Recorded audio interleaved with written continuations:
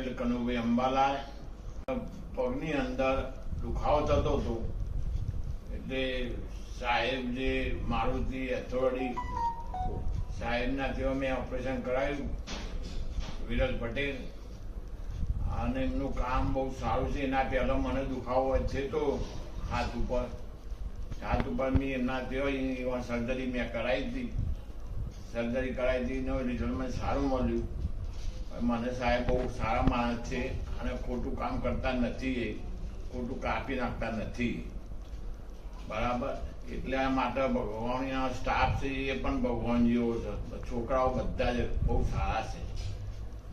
ખબર પડી પણ સ્ટાફ આખો બધો જે 50 માણસનો સ્ટાફ છે એ બહુ સારામાં સારો છે.